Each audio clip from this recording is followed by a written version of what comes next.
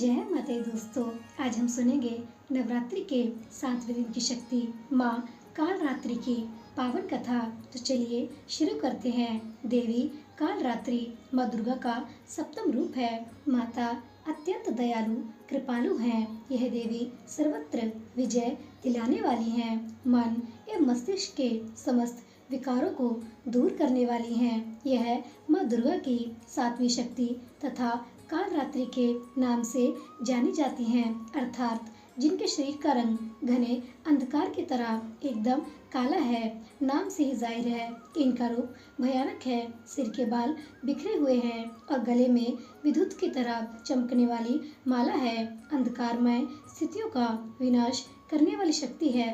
कालरात्रि काल से भी रक्षा करने वाली है। यह शक्ति इस देवी के 3 नेत्र हैं। ये तीनों ही नेत्र ब्रह्मांड के समान गोल हैं। इनकी सांसों से अग्नि निकलती रहती है। ये गंधर्व की सवारी करती हैं।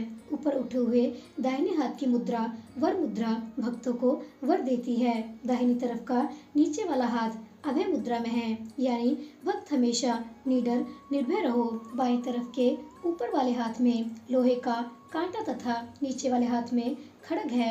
इनका रूप भले ही भयंकर हो, लेकिन ये सदैव शुभ फल देने वाली माँ है, इसीलिए ये शुभंकारी कहलाई। अर्थात इनसे भक्तों को किसी भी प्रकार से भयभीत या आतंकित होने की कतई आवश्यकता नहीं है। इनके साक्षात्कार से भक्त पुण्य का भागी बनता है। कालरात्रि की उपासना करने से ब्रह्मांड की सारी सिद्धियों के दरवाजे खुलने लगते हैं और तमाम असुरी शक्तियाँ उनके नाम के उच्चारण से ही भयभीत होकर दूर भागने लगती हैं। इसीलिए दानव, दैत्य, राक्षस और भूत प्रेत उनके स्मरण से ही भाग जाते हैं। ये माता ग्रह बाधाओं को भी दूर करती हैं और अग्नि, जल, जंतु, शत्रु और रात्रि भय दूर हो जाते हैं। इनकी कृपा से भक्त हर तरह के भय से मुक्त हो जाते हैं।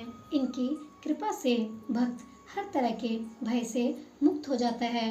माता कालरात्रि की यह व्रत कथा पढ़ने व सुनने से केवल भय का नाश नहीं होता, बल्कि आवश्यकता पड़ने पर भक्त अपने शत्रु का सामना करने से भी नहीं घबराते हैं। माँ कालरात्रि हमेशा सच्चाई और न्याय पर चलने का संदेश देती हैं। आइए अब सुनते हैं माँ कालरात्रि की पावन कथा।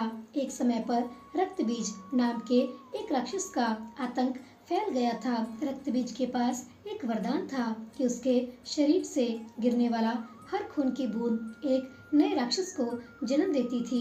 यह वरदान उसे अमर बना रहा था। देवता और मनुष्य सभी उसकी क्रूरता से पीड़ित थे। देवताओं ने इस समस्या का समाधान खोजने के लिए भगवान शिव से मदद मांगी। इस दानव का अंत केवल माँ पार्वती ही कर सकती हैं। भगवान शिव ने कहा। देवताओं ने माँ पार्वती से प्रार्थना की। माँ पार्वती ने रक्तबीज का अंत करने के लिए माँ कालरात्रि को उत्पन्न किया। माँ कालरात्रि ने रक्तबीज का सामना किया और युद्ध शुरू हो गया। रक्तबीज को मारना लगभग असंभव था, क्योंकि उसके खून की हर एक बूंद नए राक्षस को जन्म दे रही थी। लेकिन माँ कालरात्रि ने एक योजना सोची।